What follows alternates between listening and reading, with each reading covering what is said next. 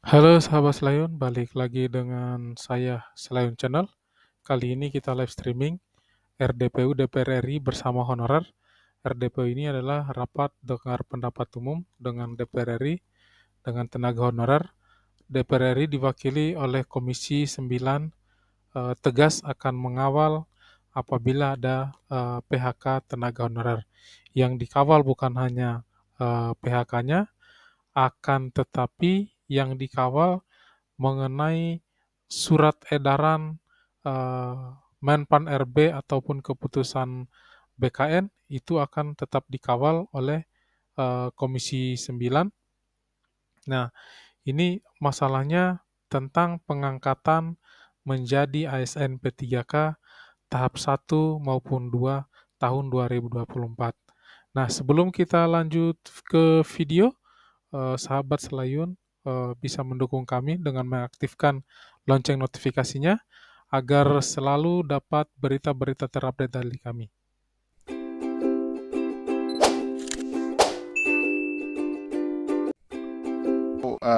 Sedangkan mereka, teman-teman ini sudah keluar kerjaan sebelumnya, dari kerjaan atau diminta untuk mengundurkan diri dari kerjaan sebelumnya. Atau bahkan kalau P3K, tahun depan itu sudah masuk dalam usia pensiun mereka. Ini penundaan, mungkin ini kebijakan yang perlu dikaji ulang oleh Kementerian Pan RB. Mungkin sekilas ya untuk pembukaan demikian.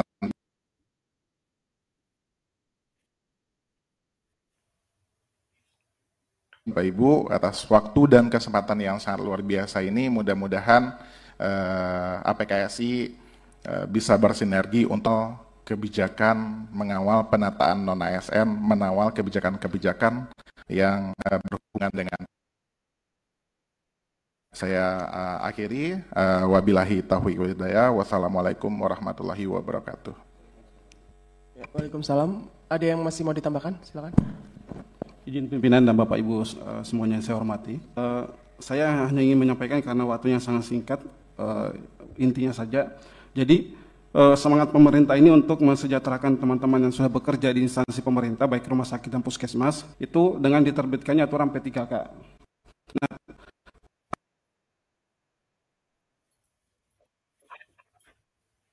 banyak yang umurnya sudah di atas 35 dan tidak bisa mendaftar menjadi CPNS.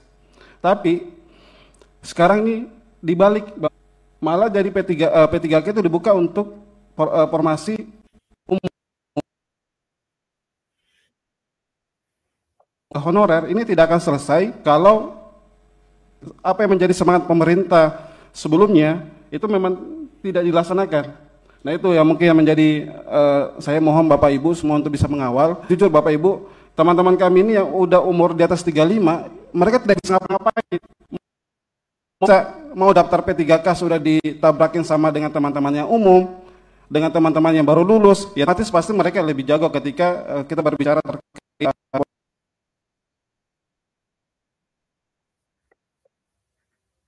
teman-teman sudah berpengalaman lah yang bisa menjadi lebih unggul. Nah, mohon Bapak Ibu supaya ini menjadi pengawalan. Jadi semangat penyelesaian 2018 itu bisa kembali ke tempatnya. Jangan lagi dibolak-balik untuk diberikan.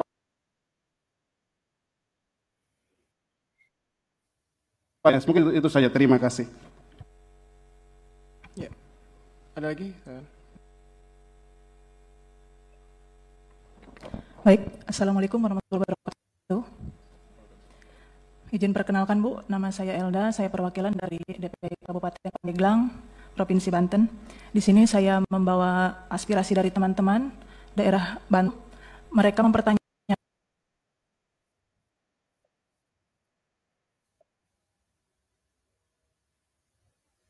2023, kenapa kedepannya seperti apa?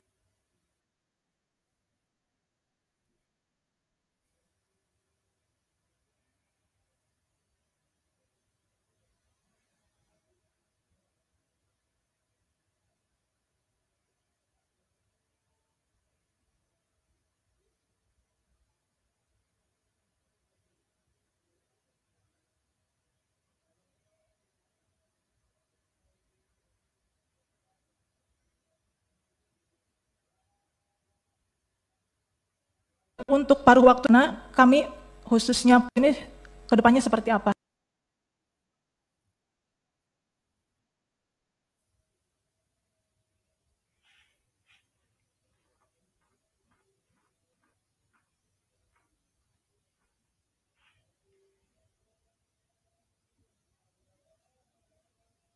Juga supaya kami di daerah ini tidak bingung terkait untuk yang sudah lolos di tahap 1 itu udah ada surat edaran untuk CASN di bulan Oktober dan untuk P3K di bulan Maret.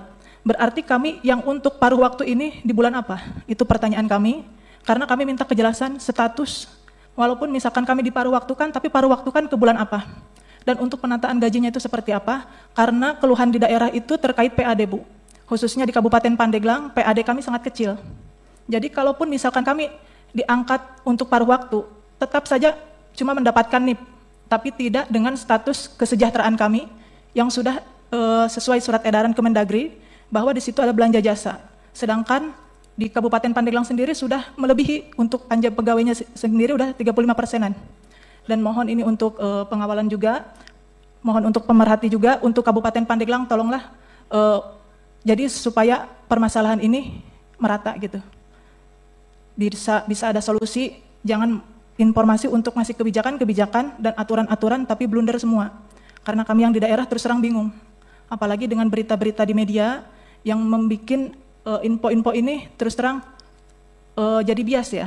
Yang tadinya kita percaya dengan pemerintah pusat bahwa akan diselesaikan di tahun ini, akhirnya ada informasi lagi di tahun 2026.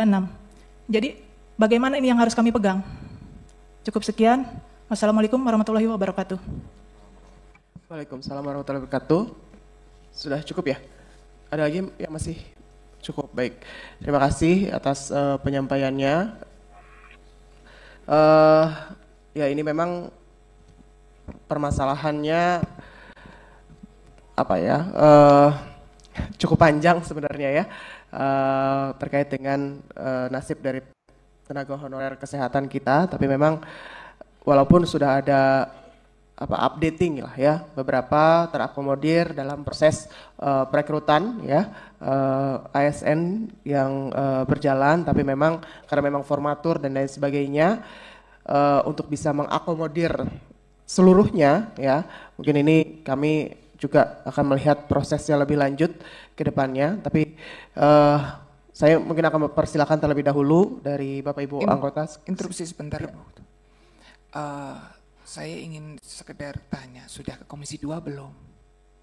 Oh ya. Karena sebenarnya Menpan RB itu wilayahnya Komisi 2. Jadi terkait pengangkatan, terkait ASN, lalu terkait P3K itu di Komisi 2. Walaupun terkait dengan kesehatan itu kaitannya dengan Menpan RB, itu mitranya Komisi 2. Jadi kan sekarang tersentral semuanya kan yang untuk pengangkatan dan sebagainya. Jadi saya sarankan untuk ke Komisi 2 yang menjadi mitra langsung dari Menpan RB, begitu. Terima kasih, Bu. Ya. Mungkin bisa dijelaskan terlebih dahulu, silakan. Ya, baik, terima kasih pimpinan. Untuk tahun 2025 memang belum pernah ke Komisi 2, tapi kita sudah mengusulkan, sudah mengajukan surat permohonan. Tapi di tahun 2023-2024 kita sudah ke Komisi 2. Kita juga sebelumnya terakhir pertengahan tahun kemarin 2024 kita ke Komisi 2, kita juga menyampaikan bagaimana nasib teman-teman kita yang tidak masuk dalam database BKN.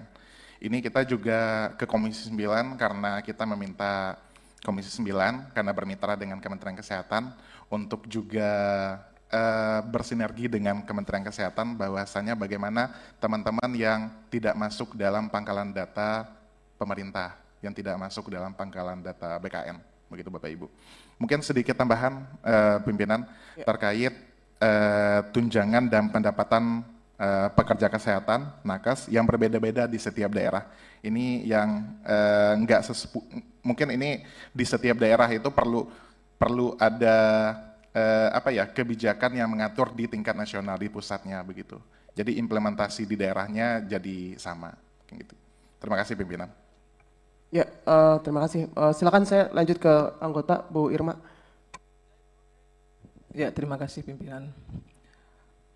Saya ingin menyampaikan bahwa terkait dengan penyampaian yang Bapak sampaikan tadi, bahwa honor nakes di daerah ya, yang Bapak persoalkan kan, Pak, kalau nakes di daerah itu tanggung jawab Pemda sebenarnya. Kan banyak tuh yang Honda dan lain sebagainya itu ya, itu sebenarnya bukan tanggung jawab pusat, tanggung jawab daerah itu. Jadi karena otonomi daerah sudah mengatur itu. Jadi pusat nggak bisa cawe-cawe ke sana. Karena itu Bapak, saya sarankan untuk menemui bupati, wali kota atau gubernur untuk masalah itu.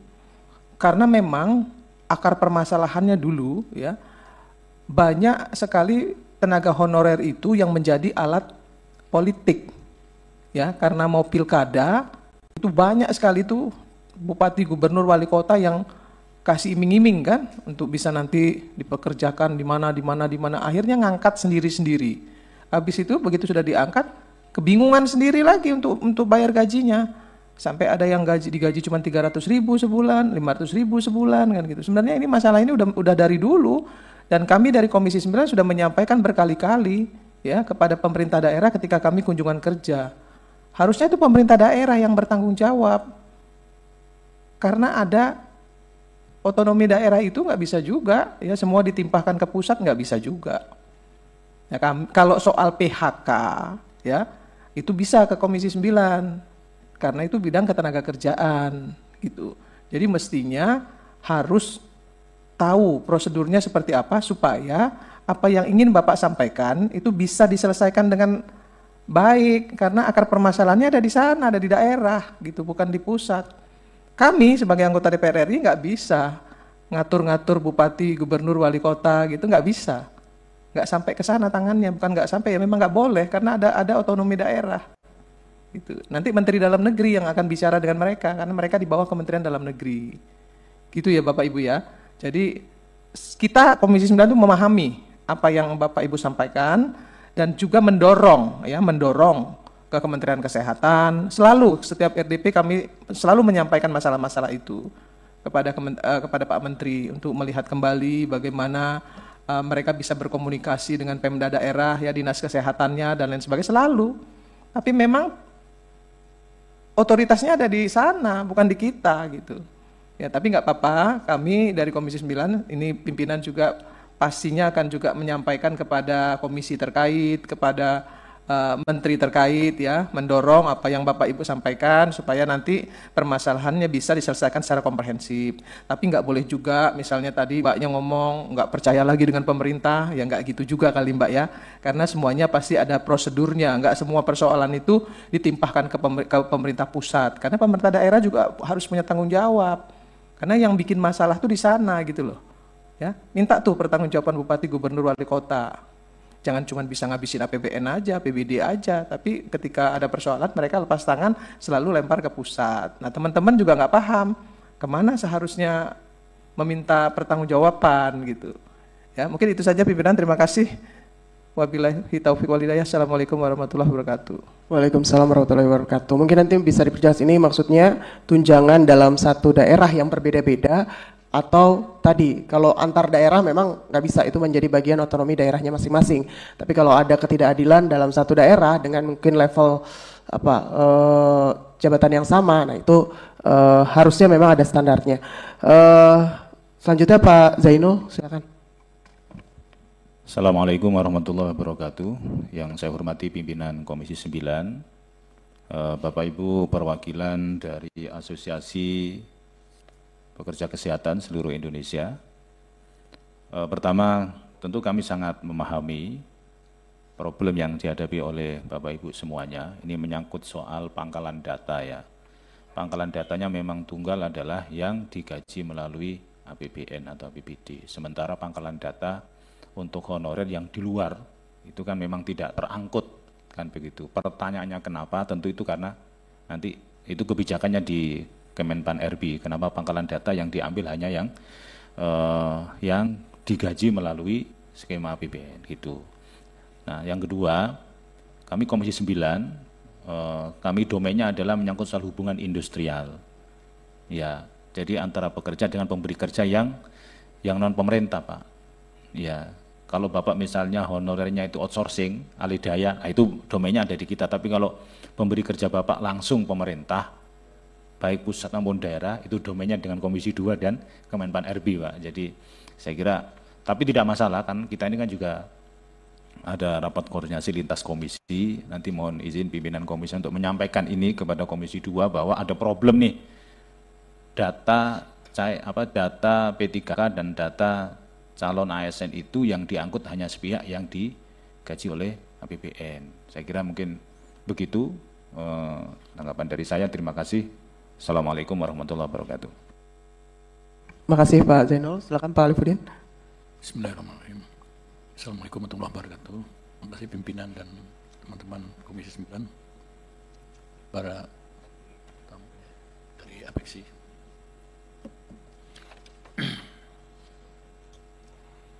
Jadi mengenai honorer memang Menpan RB dan pemerintah daerah itu berada di Komisi 2 ya. Namun tenaga kesehatannya ini ada di sini di komisi ya. Jadi memang dari aspirasi kami di Dapil pun Bu ya, banyak keluhan-keluhan itu agar honorer yang dijanjikan diangkat ya, agak tidak jelas itu ya. Jadi kita mungkin walaupun ini kita memfasilitasi Bu, bagaimana bisa ada percepatan lah, karena kasihan juga ya. Saya pun juga keluhan dari Dapil Kalimantan Barat juga, teman-teman minta Bang Alifuddin dibantu gitu ya, sehingga bisa menjadi P3K itu ya, atau menjadi ASN, ada kejelasan.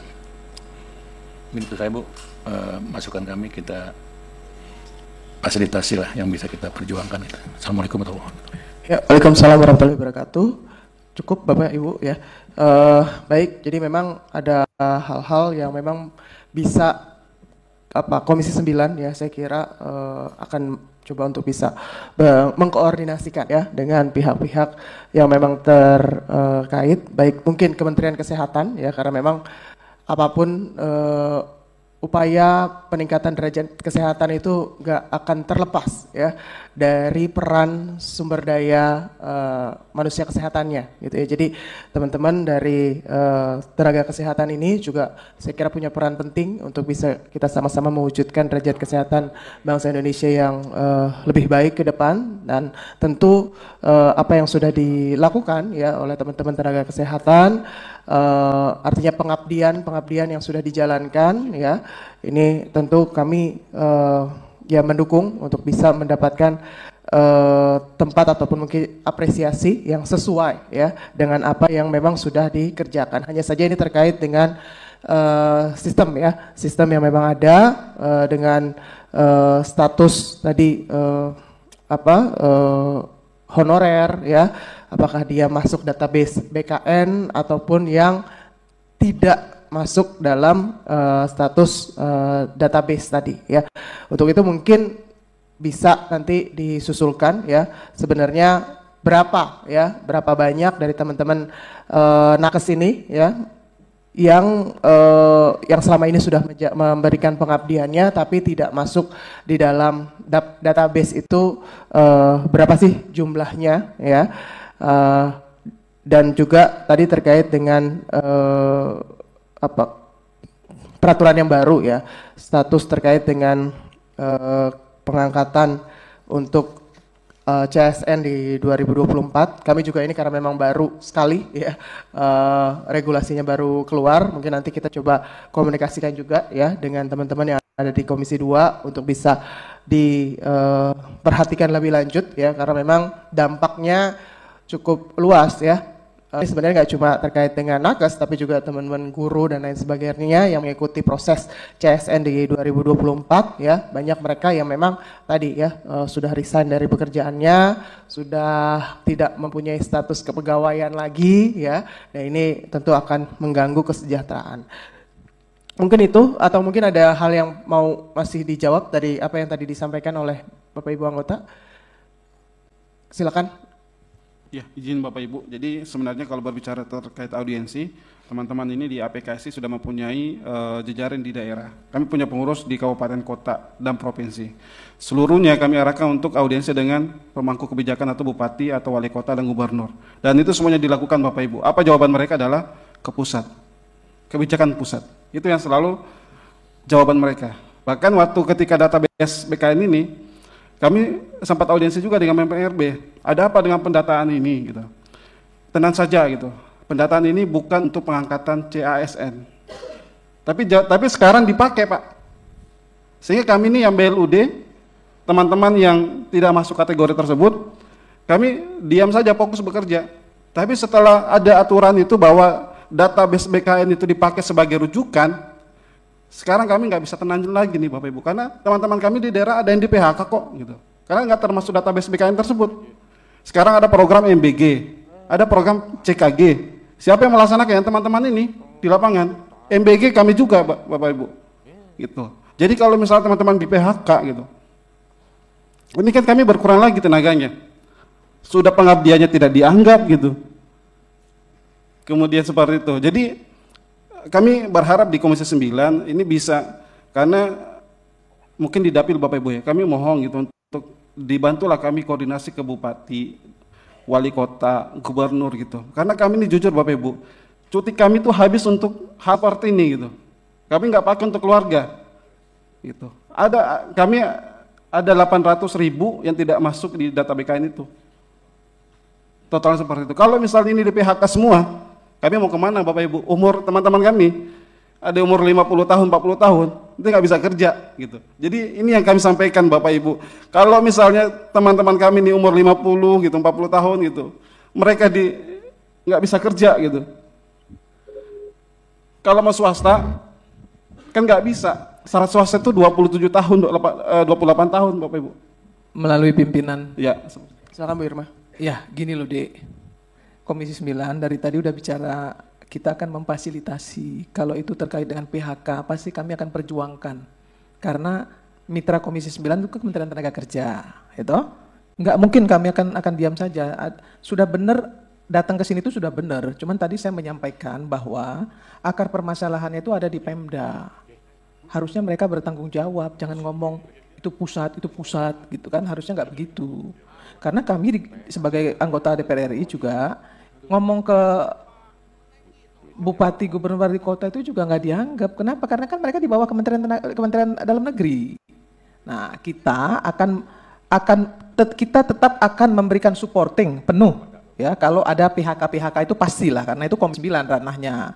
Tapi kalau yang Menpan RB, seperti yang tadi saya sampaikan dan teman-teman sampaikan, itu akan kita komunikasikan ke Komisi 2, ke komisi-komisi terkait gitu. Nggak bisa langsung kita ngomong gitu, nggak bisa. Karena itu mitra kerja komisi lain gitu loh. Ya, tapi apa yang Dinda sampaikan ya tadi, semua yang disampaikan tadi tentu akan menjadi pertimbangan kami untuk akan kami bantu, pasti itu nggak mungkin nggak, karena kami sebagai wakil rakyat bertanggung jawab untuk itu. Nah, tetapi mesti dipahami gitu ya, bahwa ada prosedur, ada juga jalan yang memang harus kita nggak bisa ambil alih secara langsung. Nah, itu saja. Jadi jangan khawatir, kita pasti akan membackup, itu pasti nggak mungkin nggak. Ya, sebagai wakil rakyat kita bertanggung jawab, apalagi terkait dengan mitra yang kami memang ada di Komisi 9. Gitu. Kita tahu bahwa yang sudah 50 tahun ke atas itu kalau ikut ujian ya terus kemudian berhadapan dengan anak-anak baru pasti nggak akan lulus. Nah, ini kan menjadi perhatian Komisi 9 dan udah doer mulut kita nih ngomong sama Kementerian Kesehatan soal itu.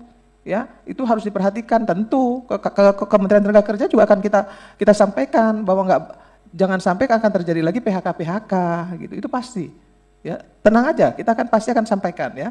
Jadi tadi saya menyampaikan itu harus ke bupati, gubernur, wali kota karena mereka yang punya masalah dan yang bikin masalah. Nah, kemudian akibatnya kan ke pusat. Selalu bicara pusat. Kenapa? Ngeles. Itu ya. Jadi kita tetap akan memfasilitasi kok. Ya, walaupun bukan mitra kami, tetap akan kami fasilitasi ke komisi-komisi terkait. Makasih pimpinan. Ya, baik, makasih. Cukup saya kira ya Bapak Ibu. Jadi apa yang tadi sudah disampaikan kami memahami ya hal-hal terkait dengan peluang lah ya. Intinya kan peluang bagi mereka hari ini yang tidak masuk dalam database BKN ini ya untuk bisa diperhatikan ke depan ya. Tentu ini kami coba komunikasikan juga dengan Kementerian Kesehatan karena biar bagaimana pengguna usernya adalah Kementerian Kesehatan, baik di fasilitas kesehatan rumah sakit maupun juga puskesmas ya yang ada di daerah-daerah, untuk juga mereka mendorong Kementerian Kesehatan berkoordinasi juga ya saya kira dengan Menpan RB maupun juga dengan Kementerian Dalam Negeri ya untuk mencari solusi lah ya, karena apalagi mereka-mereka yang memang sudah mengabdi tadi cukup panjang ya puluhan tahun memberikan pengabdiannya, membantu tentunya menolong pasien-pasien di fasilitas-fasilitas kesehatan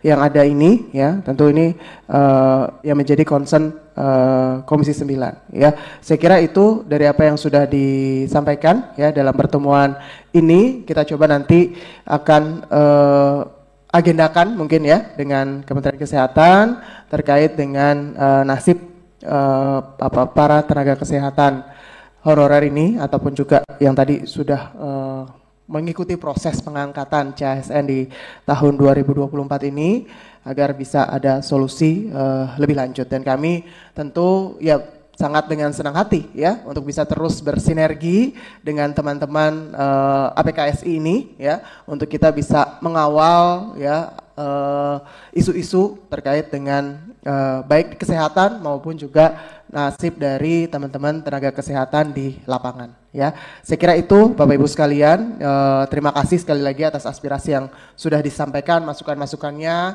ya, realita yang terjadi di lapangan hari ini menjadi catatan penting untuk Komisi 9 dan akan kami jadikan bahan kami ya ke depannya untuk bisa mengagendakan rapat-rapat kerja dengan mitra-mitra kerja terkait ya. Saya kira itu Bapak Ibu semua, sekali lagi terima kasih dengan mengucapkan syukur alhamdulillah tentunya pertemuan rapat kita pada hari ini bisa kita tutup ya. Kalaupun ada data-data yang mungkin bisa disusulkan silakan ya, dengan senang hati kami akan terima ya data-datanya. Saya kira itu, terima kasih, saya tutup. Wabillahi taufiq wal hidayah. Wassalamualaikum warahmatullahi wabarakatuh. Sedangkan mereka, teman-teman ini sudah keluar kerjaan sebelumnya dari kerjaan atau diminta untuk mengundurkan diri dari kerjaan sebelumnya. Atau bahkan kalau P3K base tahun depan itu sudah masuk dalam usia pensiun mereka. Ini penundaan, mungkin ini kebijakan yang perlu dikaji ulang oleh Kementerian Pan RB. Mungkin sekilas ya untuk pembukaan demikian.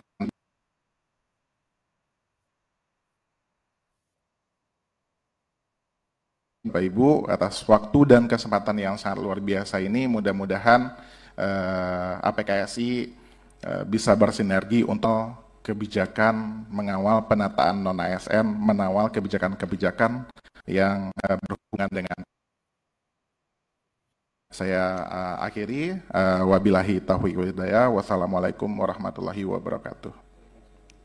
Ya, waalaikumsalam. Ada yang masih mau ditambahkan? Silakan. Izin pimpinan dan Bapak Ibu semuanya yang saya hormati. Saya hanya ingin menyampaikan karena waktunya sangat singkat, intinya saja. Jadi semangat pemerintah ini untuk mensejahterakan teman-teman yang sudah bekerja di instansi pemerintah, baik rumah sakit dan puskesmas, itu dengan diterbitkannya aturan P3K. Nah,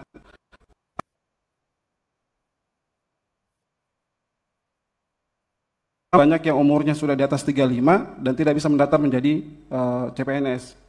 Tapi sekarang ini dibalik, malah jadi P3K itu dibuka untuk formasi umum honorer. Ini tidak akan selesai kalau apa yang menjadi semangat pemerintah sebelumnya itu memang tidak dilaksanakan. Nah itu yang mungkin yang menjadi saya mohon Bapak Ibu semua untuk bisa mengawal. Jujur Bapak Ibu, teman-teman kami ini yang udah umur di atas 35, mereka tidak bisa ngapa-ngapain. Mau daftar P3K sudah ditabrakin sama dengan teman-teman yang umum, dengan teman-teman yang baru lulus, ya nanti pasti mereka lebih jago ketika kita berbicara terkait